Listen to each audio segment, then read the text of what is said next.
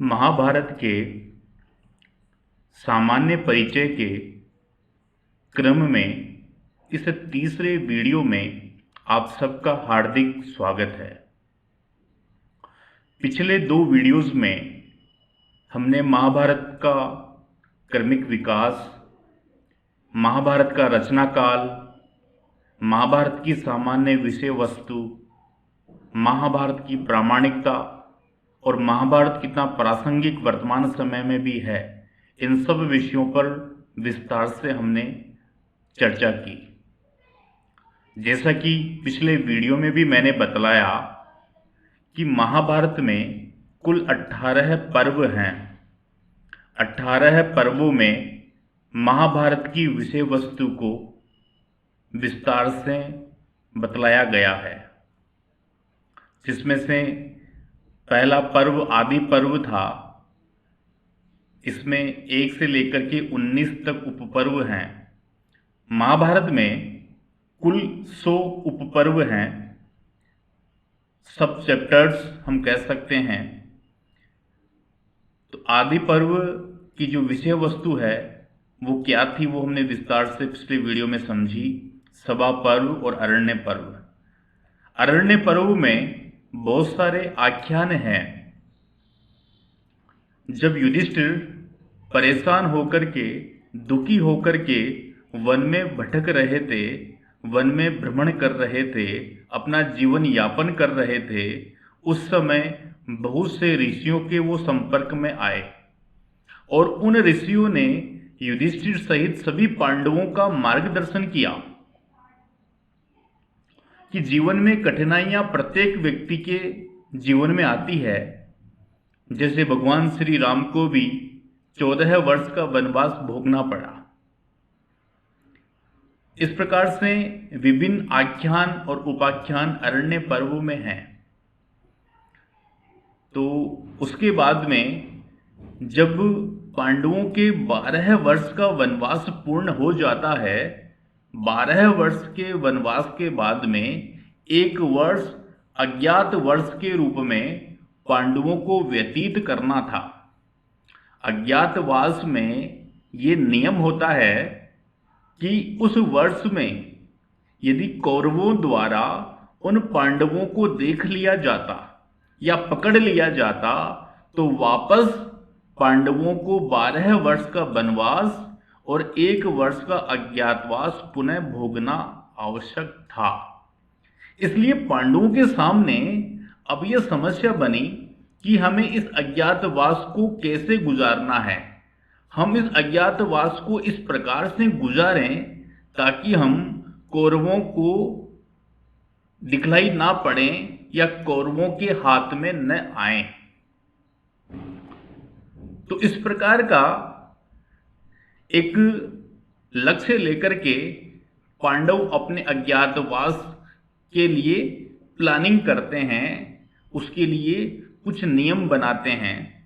और इस अज्ञातवास को पांडवों ने मत्स्य प्रदेश के राजा विराट के यहाँ पर वेश बदल करके, अपना वास्तविक नाम छिपा करके, अन्य नाम रख करके अज्ञातवास को उन्होंने राजा विराट के यहाँ पर, मत्स्य प्रदेश के राजा विराट के यहाँ पर 1 वर्ष का अज्ञातवास पूर्ण किया। इस अज्ञातवास में युधिष्ठिर ने राजा विराट के विश्वास पात्र के रूप में कार्य किया। उनका नाम था व्याघ्रपदम। युधिष्ठिर ने व्याघ्रपदम नाम से अपना वहां पर कार्य संपादित किया। युधिष्ठिर से नाम बदल करके व्याघ्रपदम उन्होंने अपना नाम रखा। भीम ने अपना नाम वल्लभ रखा। अर्जुन ने अपना नाम बृहन्नल्ला रखा। ऐसे ही नकुल ने अपना नाम ग्रंथिक रखा और सहदेव ने अपना नाम अरिष्टनेमि रखा। और द्रौपदी शैलेंद्री के रूप में विशेष परिचायिका, हम दासी कह सकते हैं, राजा विराट की पत्नी की दासी के रूप में द्रौपदी ने सेरंद्री नाम रख करके अपना अज्ञातवास गुजारा। इस प्रकार बहुत सारी कठिनाइयों का सामना भी पांडवों को इस अज्ञातवास के दौरान करना पड़ा, लेकिन सभी परेशानियों से जूझते हुए अंततः वह सफल होते हैं और सकुशल 1 वर्ष का अज्ञातवास पूर्ण करते हैं। ना तो राजा विराट ये समझने में समर्थ हुए कि ये मेरे जो सेवक हैं ये वास्तव में सेवक न होकर के ये पांडव हैं, ना तो राजा विराट समझ पाए और ना ही कौरव सेना पांडवों को पकड़ पाई। इस प्रकार से सकुशल 1 वर्ष का अज्ञातवास पांडव मत्स्य प्रदेश के राजा विराट के यहाँ पर पूर्ण करते हैं। 1 वर्ष पूर्ण होने के उपरांत जो 5वां पर्व आता है उसका नाम था उद्योग पर्व। उद्योग पर्व में युद्ध की तैयारी का वर्णन है। बहुत बार शांति के लिए वार्तालाप का भी पांडव पक्ष से प्रयास हुआ। भगवान श्री कृष्ण स्वयं शांति का प्रस्ताव लेकर के कौरव राज्य में या कौरव सभा में गए, लेकिन उन्हें भी सफलता प्राप्त नहीं हुई।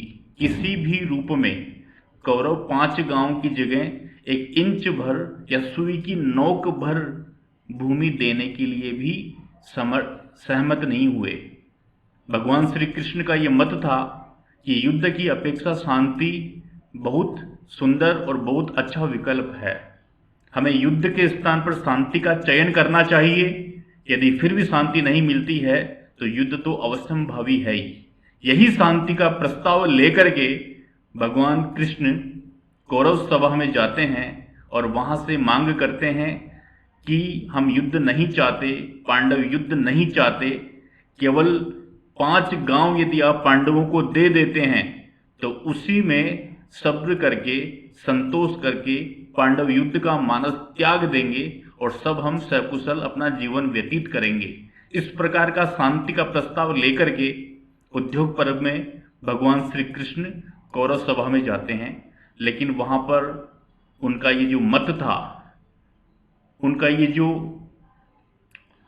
विचार था, उनका ये जो प्रस्ताव था, इस प्रस्ताव को ठुकरा दिया जाता है और ये कहते हैं दुर्योधन कि 5 गांवों की अपेक्षा या 5 गांवों को छोड़ के 1 सुई की नोक बराबर भी जमीन देना मुझे उपयुक्त नहीं लगता। वहां पर शांति के सारे उपाय बंद हो जाते हैं, क्योंकि भगवान कृष्ण का बार बार यही मानना था, यदि हमें शांति इन प्रयासों से मिलती है तो शांति हमारे लिए बहुत अच्छी है। हमें सभी प्रयास शांति को प्राप्त करने के लिए करने चाहिए। जबकि बार बार भीम इत्यादि ये कहते हैं कि हमने जो प्रतिज्ञा की है कि मुझे दुर्योधन को खत्म करना है, दुशासन की छाती का खून मुझे पीना है, ये बार बार भीष्म आदि कहते हैं कि हमारी इन प्रतिज्ञाओं का क्या होगा। तो भगवान कृष्ण उनको यही कहते हैं, यदि आपकी प्रतिज्ञा पूरी न हो, इसी के एवज में हमें यदि शांति प्राप्त होती है, युद्ध टलता है, तो मान लीजिए कि शांति हमें बड़ी सस्ती मिल गई। तो शांति के प्रयास, अब जब शांति के सारे प्रयास खत्म हो जाते हैं तो केवल युद्ध बचता है और इसी पर्व में सभी पक्ष, कौरव और पांडव दोनों पक्ष युद्ध की तैयारी में जुट जाते हैं। छठा पर्व है भीष्म पर्व। इस पर्व में भीष्म पितामह को कौरव सेना का प्रधान सेनापति नियुक्त किया जाता है। भीष्म के नेतृत्व में कौरव सेना युद्ध के मैदान पे आ जाती है और धृष्टद्युम्न के प्रधान सेनापति के नेतृत्व में पांडव सेना भी युद्ध भूमि में आ जाती है और यहीं पर महाभारत का पहला युद्ध प्रारंभ होता है। जब महाभारत का युद्ध प्रारंभ होने ही जा रहा था, जब दोनों सेनाएं आमने सामने थी, जब उन दोनों सेनाओं को आमने सामने अर्जुन देखते हैं और अर्जुन के सारथी के रूप में भगवान श्री कृष्ण साक्षात उस रथ में विराजमान होते हैं और अर्जुन के मन में ये भाव आता है कि हे कृष्ण, हे मधुसूदन, मैं सामने अपने विश्व पितामह को देखता हूँ, मैं सामने अपने गुरु द्रोणाचार्य को देखता हूँ, मैं सामने अपने आध्यात्मिक गुरु कृपाचार्य को देखता हूँ, मेरे भाइयों को देखता हूँ, मेरे सगे संबंधियों को देखता हूँ। इन सब को देख करके मुझे ये भाव आता है कि ये मुझे युद्ध नहीं करना चाहिए, क्योंकि इनको मार करके यदि मैं युद्ध में जीत भी जाता हूँ तो ये मेरे हाथ खून से सने हुए होंगे और उस आनंद का मुझे भोग करने के लिए कतई स्वीकार नहीं करेंगे या मैं उस आनंद का भोग नहीं कर पाऊंगा। तो अपने गुरु, अपने भाइयों, अपने सगे संबंधियों को युद्ध भूमि में साक्षात देख करके अर्जुन यह निर्णय लेते हैं कि मैं यह युद्ध नहीं कर पाऊंगा। उन्हीं ऊहापोह की स्थिति को देख करके, अर्जुन के अस्थिर मन को देख करके, अर्जुन के असामंजस्य पूर्ण मन को देख करके श्री कृष्ण भगवान अर्जुन को गीता का संदेश देते हैं। और ये वही गीता श्रीमद् भगवत गीता है जिसको संपूर्ण विश्व आदर के साथ में पढ़ता है और अपने जीवन में उसको अपनाता है। संपूर्ण विश्व में उत्कृष्ट आध्यात्मिक और दार्शनिक ज्ञान प्रदान करने वाला गीता रूपी ग्रंथ इसी महाभारत की रणभूमि से निकल करके संपूर्ण विश्व में व्याप्त होता है। ये महाभारत की एक बहुत बड़ी उपलब्धि है। अंततः अर्जुन युद्ध करने के लिए तैयार होते हैं और ये युद्ध प्रारंभ होता है। ये युद्ध कुल 10 दिनों तक युद्ध चलता है। अंत में अर्जुन के बाणों से घायल होकर के भीष्म पितामह जब सैया पर गिरते हैं, सरसैया यानी बाणों की सैया पर जो वो गिरते हैं, उसके बाद में 10 दिन के बाद में भीष्म सेनापति नहीं रह करके आचार्य द्रोण को कौरव सेना का प्रधान सेनापति नियुक्त किया जाता है। इसमें आचार्य द्रोण के नेतृत्व में कौरव सेना अपना युद्ध करती है और 5 दिनों का भीषण युद्ध होता है। 5 दिनों के बाद जब आचार्य द्रोण वीर गति को प्राप्त होते हैं तो आचार्य द्रोण के स्थान पर कर्ण को इस युद्ध का प्रधान सेनापति नियुक्त किया जाता है। और इस पर्व में कुल 2 दिनों का युद्ध होता है और इस 2 दिन के युद्ध में अंततः कर्ण भी अर्जुन के बाणों से वीर गति को प्राप्त होते हैं। इसके बाद शल्य को प्रधान सेनापति नियुक्त किया जाता है। शल्य वास्तव में माद्री के भाई थे। माद्री यानी नकुल और सहदेव की माता। नकुल और सहदेव के सगे मामा थे शल्य। वह शल्य कौरव सेना के प्रधान सेनापति नियुक्त किए जाते हैं और इसी शल्य के नेतृत्व में महाभारत के 18वें दिन का अंतिम युद्ध होता है। महाभारत का यह युद्ध कुल 18 दिनों तक चला। इसके बाद में सौप्तिक पर्व आता है। सौप्तिक पर्व में अश्वत्थामा के द्वारा रात्रि में सोते हुए पांडव पुत्रों का वध कर दिया जाता है।